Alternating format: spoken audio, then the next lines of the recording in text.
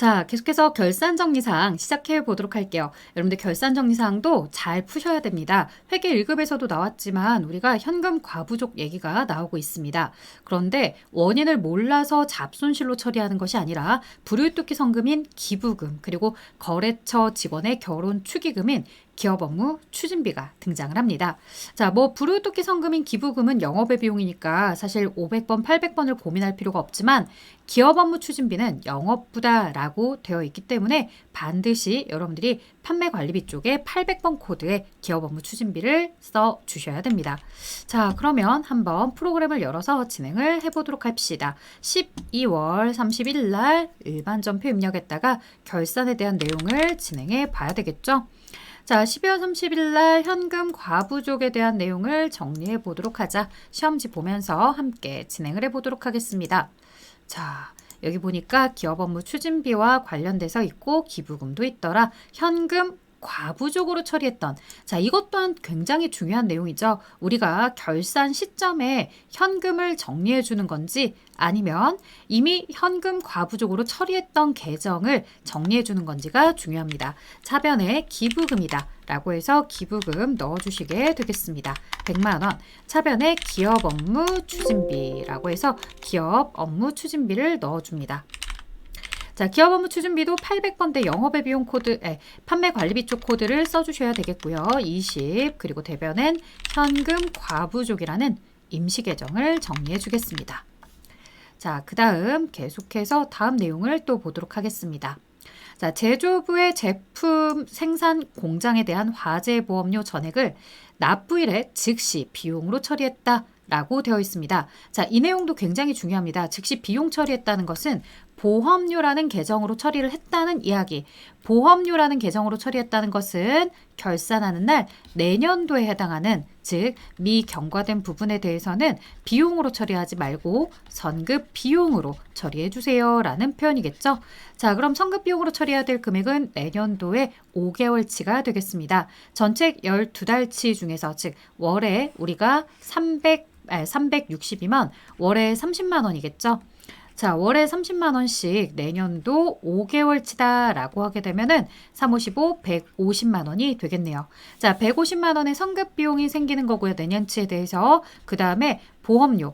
제조부의 보험료다 라고 했으니 500번대 제조 쪽의 보험료 계정이 150이 사라지면 되겠습니다.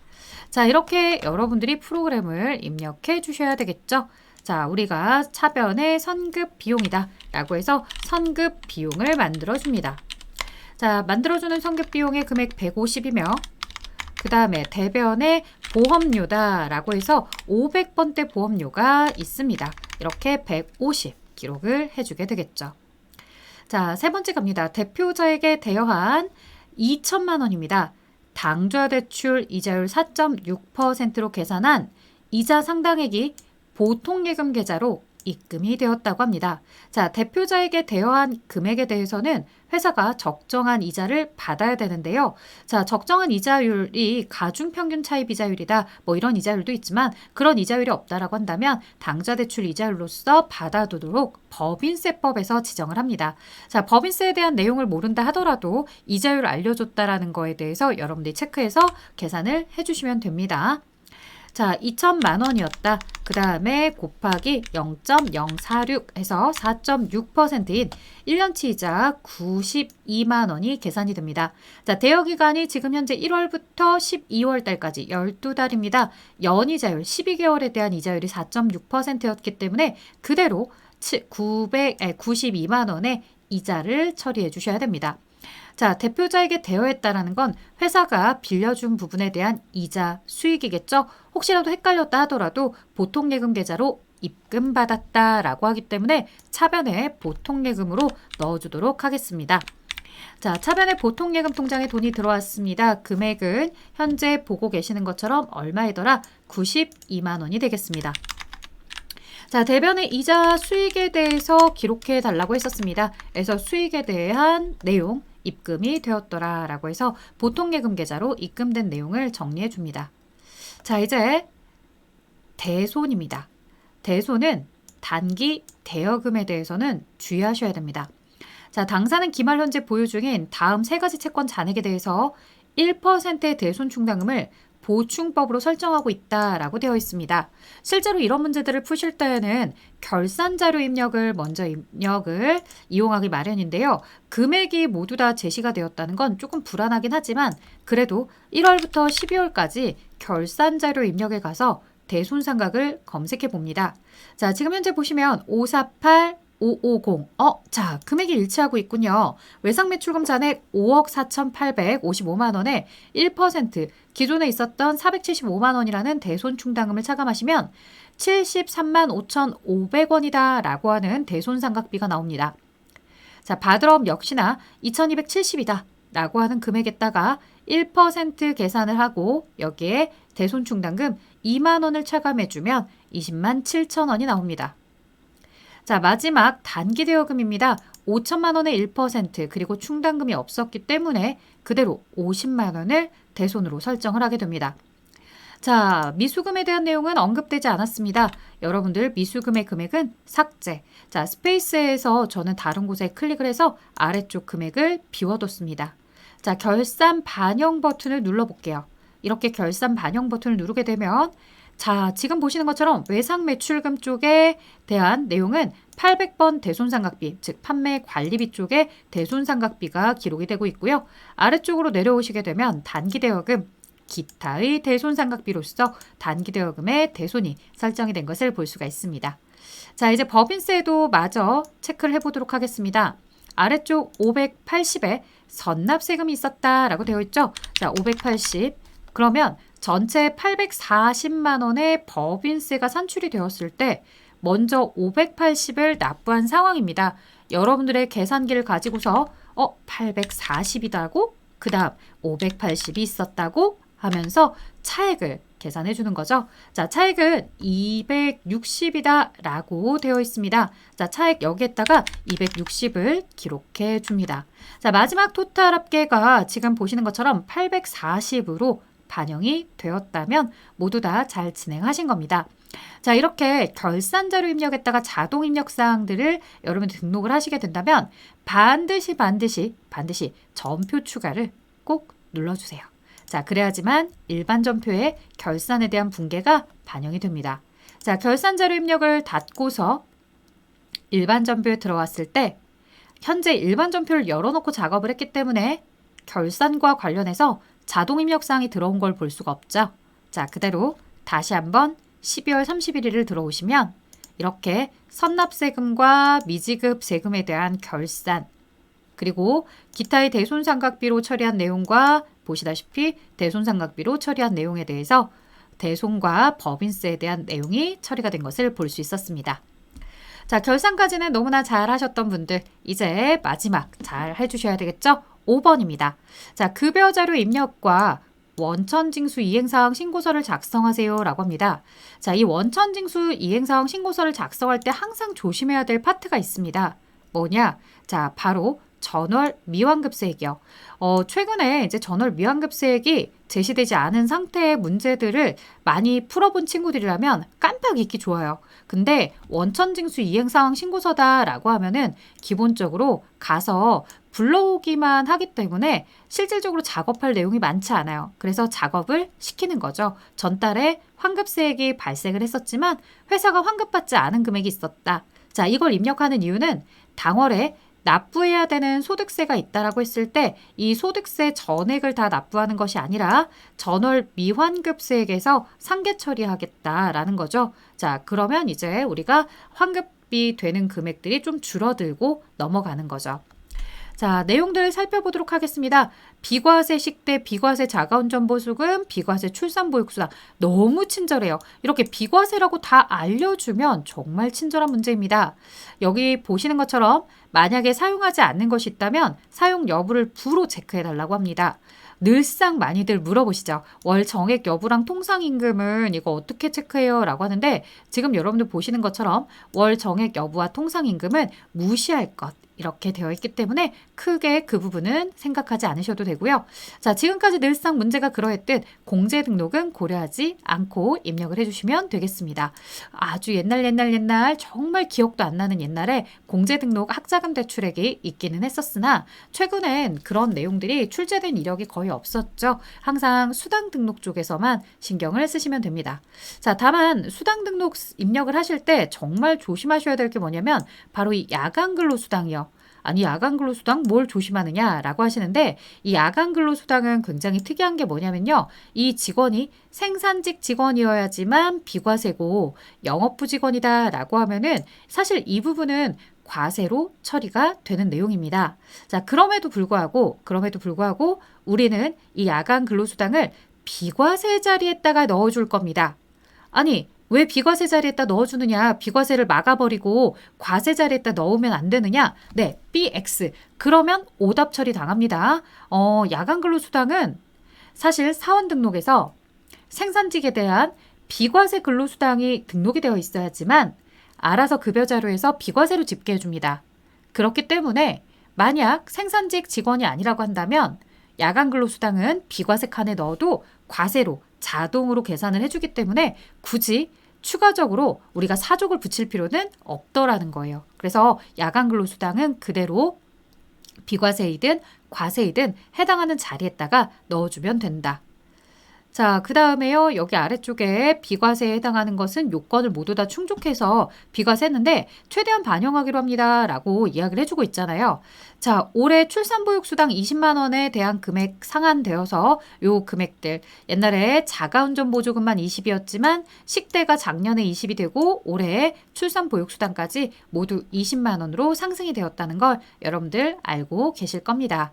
자, 그러면 원천징수 파트 쪽으로 이동해서 같이 함께 진행을 해보도록 합시다. 자, 원천징수 쪽으로 진행을 하자.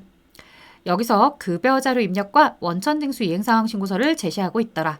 자, 급여자료 입력 클릭을 해주자. 그리고 상단에 수당 공제에 대해서 등록을 하자. 자, 기본급은 사용을 할 겁니다. 기본급에 대해서는 사용하고요. 직책수당을 사용하기 때문에 상여는 지금 없습니다. 자, 그 다음에 월차 수당이 나와 있지 않고요. 식대나 자가운전 보조금은 모두 다 비과세로 들어가 있습니다. 자, 야간근로수당도 비과세 야간근로수당 그대로 사용하자고 했었고요. 주의하실 점, 출산보육수당은 새롭게 비과세에 등록이 되어야 합니다. F2 눌러서 출산보육이다 라고 해서 넣어주시면 되겠습니다. 나머지 월정액 통상 여부는 사용하지 않고 신경 쓰지 말고 진행해달라고 했습니다. 자, 확인 버튼을 눌러줍니다. 급여의 지급일이나 귀속월은 지급일 4월 30일이다 라고 되어 있습니다. 위에서 귀속분도 4월분 급여자료 입력이다 라고 했으니 4월 그리고 지급일은 30일로 맞춰서 등록을 합니다. 자, 정 기준에 대한 기본급에 대해서부터 시작을 하겠습니다. 280, 직책수당 40, 식대가 20입니다. 자, 자가운전 보조금이다 라고 했을 때 자가운전 보조금 20에 출산보육수당 야간근로 20, 출산보육 20입니다. 자, 국민연금 들어가도록 할게요. 15만 3천 원. 그 다음 건강보험입니다. 12만 530원이 되겠습니다. 자, 120530까지 입력을 하셨다면 장기요양 15,600원, 그 다음에 27,200원, 그리고 소득세와 지방소득세가 자동 산출이 되고 있습니다. 자, 공제액에 대한 합계가 44만 2,810원, 차인 지급액이 3557190이다 라고 해서 355만 7,190원. 자, 모두 다 잘 입력을 하셨다면 마저 엔터 눌러서 ESC. 자, 놓치지 말 거요. 바로 원천징수 이행사항 신고서였죠. 자, 원천징수 이행사항 신고서 4월 귀속분에 대한 4월 지급액이었습니다. 자, 이렇게 왔을 때 전체 간이세액에 들어가는 금액과 함께 자료가 집계된 걸 볼 수 있을 텐데요. 자, 여기서 놓치지 마셔야 될 건 바로 전월 미환급세액이다라는 금액이었죠. 자, 전월 미환급세액은 아래쪽 자료에서 이렇게 금액이 나오고 있습니다. 지금 입력하기 전에 여러분들이 조금 더 내용을 살펴보고 싶다면 현재 납부세액이 11만 4,990원으로 나오고 있죠. 즉 국세에 대한 소득세 11만 4,990원이 나오는 상황입니다. 이 상황과 관련해서 여러분들이 전월미환급세액 601, 040 이렇게 넣어보도록 하겠습니다. 601, 60만 1,040원이다. 자, 이렇게 입력을 하자마자 납부세액의 소득세는 없습니다. 당월에 조정되는 금액만 있을 거고요. 이 조정을 통해서 납부하지 않아도 되는 상황이며 전체 환급액이 60만 1,040원에서 현재 납부해야 될 금액의 납부를 줄여줌으로 인해 환급을 받을 수 있는 세액의 한도 범위가 48만 6,050원으로 줄어들고 있네요. 자, 이렇게 저장 버튼까지 마저 ESC 하시고서 나와주시면 되겠습니다. 자, 이제 연말정산 추가자료 입력의 메뉴이죠. 연말정산 추가자료 입력 진행을 하도록 하겠습니다. 자, 연말정산 추가자료 입력 클릭하고 들어오자 전체 사원 블록이 yes. 자, 이렇게 작업을 진행해 주시면 홍상현에 대한 내용이었습니다. 홍상현으로 이동하신 다음에 작업을 진행해 주셔야 됩니다. 자, 여기서 항상 정기준에다가 작업을 해서 많이들 틀리세요. 연말정산 추가자료 입력 메뉴의 소득 명세 탭, 그 다음에 부양가족 탭, 그래서 보험료와 교육비, 신용카드 탭, 의료비 탭을 작성해서 연말정산 입력 탭에서 입력 연말정산을 완료하세요 라고 되어 있군요. 자, 그러면 전 근무지의 근로소득 원천징수 영수증부터, 즉 소득의 명세부터 들어가 보도록 하겠습니다. 자, 종전 근무지에 대해서 입력을 해주려고 합니다. 전 근무지는 주식회사 두섬입니다. 주식회사 두섬. 자, 종교 관련 종사자는 아니기 때문에 부로 체크를 하고 진행을 해주십시오. 자, 그 다음에 사업자 등록 번호를 들어가도록 하겠습니다. 10381-62982번입니다. 자, 근무기간 들어가야 되겠죠? 2024년 1월 1일, 2024년 7월 31일입니다. 자, 급여 금액은 2,600, 그리고 상여가 100만 원입니다. 자, 그리고 아래쪽에 내려오셨을 때 소득세, 자, 결정세액, 기납부세액 이런 내용들이 있어요. 그러면 이걸 입력하실 때 많이들 헷갈려하는 게 뭐냐면 분명히 자리는 기납부세액이라고 써져 있죠. 하지만 이 내용은 기납부세액으로 쓰는 게 아닙니다. 자, 그럼 이건 뭘 쓰는 거냐? 기납부세액이 아니라 결정세액을 쓰시는 거예요. 그래서 34만 원에 34,000원을 써주도록 하겠습니다. 자, 34만 원에 34,000원. 자, 같은 방법으로 건강보험료부터 쓰도록 하자. 905-300 90만 5,300원. 자, 장기요양보험료다 라고 해서 115-900 11만 5,900원. 자, 고용보험이다 라고 해서 24만 3,000원 243 플러스. 국민연금 들어가도록 할게요. 117만 원. 자, 이렇게 넣어주게 되면은 이제 종전근무지에 대한 금액은 모두 다 종료가 되겠구나. 자, 이제 현 근무지에 대해서 우리의 부양가족들을 넣어보도록 하겠습니다. 자, 본인의 총 급여가 1,500입니다. 현 근무지에서의 1,500이다 라고 되어 있어요. 왜냐면 전에 급여가 2,600의 상여까지 해서 이렇게 이제 2,700 정도인데 여기 이제 1,500이 추가가 된 거죠.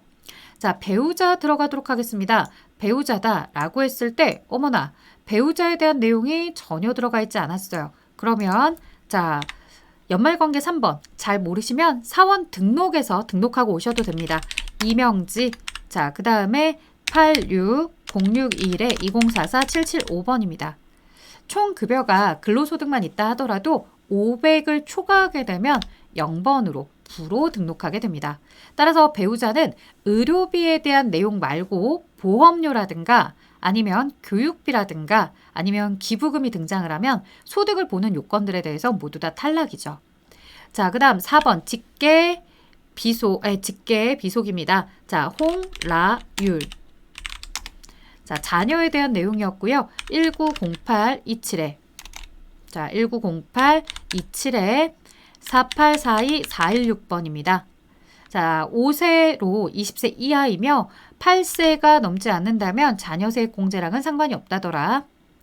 자, 그리고 계속해서 보도록 하겠습니다. 부친입니다. 1번 소득자의 직계 존속입니다. 부친 홍천운에 대해서 등록을 해주도록 하겠습니다. 자, 5809-1287-035번입니다. 자, 이렇게 이제 등록을 하시고 66세예요. 그렇기 때문에 소득 없음까지만 체크가 되고 경로 우대랑은 상관이 없습니다. 자, 부양가족들 중에 장애인이 있거나 그러지는 않고요. 출산, 입양한 사람도 없습니다. 자, 그러면 이런 내용들을 체크해 줬을 때 이제 다음 내용으로 가보도록 할게요. 자, 기본공제 대상자가 아닐 때 배우자에 대해서 이렇게 부로 등록을 해주었습니다. 보험료. 자, 본인에 대한 자동차 운전 보험료 당연히 되고요. 배우자 앞서 보셨다시피 소득에서 탈락이었고 그 다음에 자녀는 일반 보장성 보험에 대해서 공제를 받을 수 있습니다. 자, 한번 진행을 해보도록 할까요? 본인부터. 본인의 자동차 운전 보험료부터 가보도록 하겠습니다. 자, 본인의 보험료다라고 해서 일반 보장성입니다. 더블 클릭을 하고 들어가셨을 때 일반 자리에 80을 넣어줘라.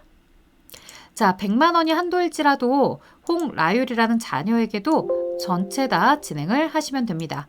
장애인 전용 보장성 보험 아니고요. 일반 보험에 50을 그대로 넣어줍니다. 자, 이렇게 되면 본인에 대한 80만 원과 자녀에 대한 내용으로서 50만 원. 어차피 금액은 연말정산 입력 탭으로 들어갔을 때 130 중에 대상이 되는 금액은 100만 원으로 필터링을 해주게 될 겁니다. 자, 그리고 의료비 들어가자. 자, 의료비 탭으로 이동해 줍니다. 의료비는 본인, 자녀, 부친 이렇게 나와 있는데 혹시라도 배우자가 즉 부로 등록한 배우자라 하더라도 의료비 지출액이 있었다면 내가 공제받을 수 있습니다. 자, 일단은 F2 눌러서 본인부터 들어가 보도록 할까요? 질병치료비는 국세청 자료입니다. 자, 건수 하나, 금액 30. 뭐 굳이 건수를 쓰진 않아도 되고요. 자, 이렇게 진행을 합니다. 실손보험에 대해서 받았습니다 라는 표현이 없기 때문에 그대로 등록만 해줬습니다. 자, 그리고 계속해서 F2 눌러서 홍상현. 아니, 왜 본인의 것을 둘로 합쳐서 입력하지 않습니까? 합쳐서 입력하면 오답입니까? 이렇게 물어보시는데요. 합쳐서 입력하면 오답입니다. 그 이유는 안경 구입 비용의 이 증빙 코드 번호 때문에 그렇습니다. 국세청 자료가 아니라 이렇게 안경점의 상호를 알려주게 되면요. 5번 기타 영수증입니다. 상호 모든 안경에 대해서 얘기하고 있고요. 그 다음에 사업자 번호는 43101-00574번입니다. 43101-00574. 자, 그리고 금액 들어가도록 하겠습니다. 금액은 여러분들 70 넣으시면 안 되죠. 정말 조심하셔야 됩니다. 시력보정용 안경 구입비는 딱 50만 원까지만 한도이니까 50으로 잘라서 등록을 해주셔야 됩니다. 자, 자녀에 대해서 홍라율, 자녀의 질병치료비 가겠습니다. 자, 자녀 홍라율에 대한 질병치료비, 즉 증빙코드 1번으로 해서 국세청 자료로 등록을 해주시겠고요. 금액 40입니다. 자, 그 다음 F2 눌러서 역시나 홍천운 소득자의 직계 존속 부친입니다. 자, 부친도 역시나 1번 국세청 자료이며 이와 관련한 금액은 800입니다.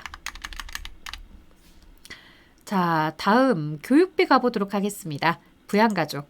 자, 본인과 자녀입니다. 두 사람 모두 다 가능하죠. 자, 본인은 대학원까지 가능한 상황입니다.